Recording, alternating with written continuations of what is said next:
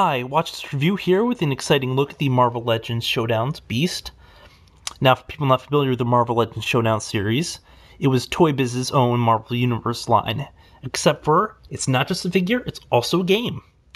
Now, it comes with a stand, so you can do jumping poses and everything, with a base specific to the character with a face and everything on it, a launcher for the game parts, in addition to one game tile, and then 3 cards specific to the character, but wait, there's more. It also comes with 3 random cards for other characters.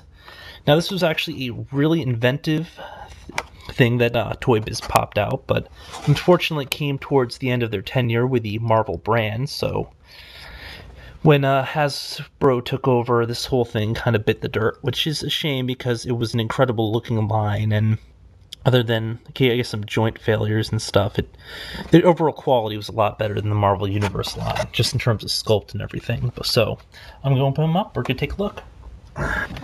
And here we have Beast in one of those aforementioned flying kicks. I mean, probably not entirely in character, but it's just an incredible looking move, and these stands totally rocked.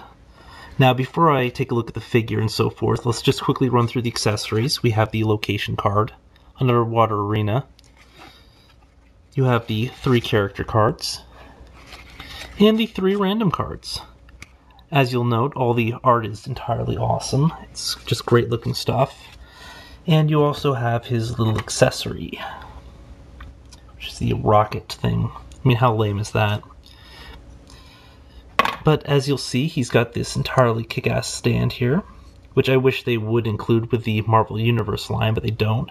And he has a base. Unfortunately, he does not have a face base. I know I mentioned that they all have their own individuals, but in the case of team affiliations, they don't. Unfortunately, there's no way of distinguishing which one is which if you don't have them with the figure for some of them, but it says his attack is 13, defense is 12. If you see my review for the Doctor Doom from the same series, his attack is 11 and defense is 11, so this entire system makes no sense, but let's completely ignore continuity right now.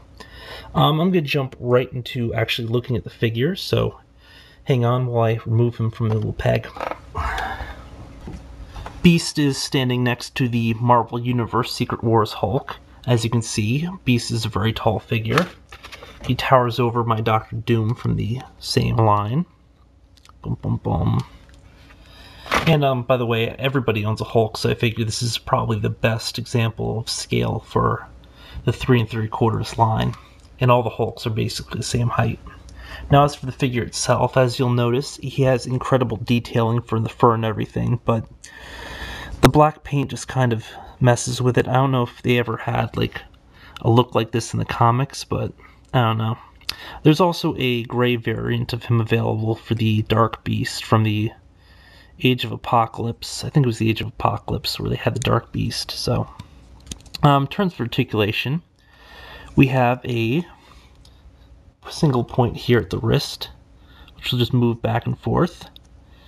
The forearm rotates, double jointed elbow, bicep joint rotates, arm does all the usual arm stuff. No problems with this, unlike my Doctor Doom. Head will only rotate. Unfortunately, it does not go up and down. It will go down a little bit, but just not up at all. Or at least it feels like it goes down. I don't even know if it goes down all that much. Ab/diaphragm joint. Waist joint. Leg has a very great range of motion.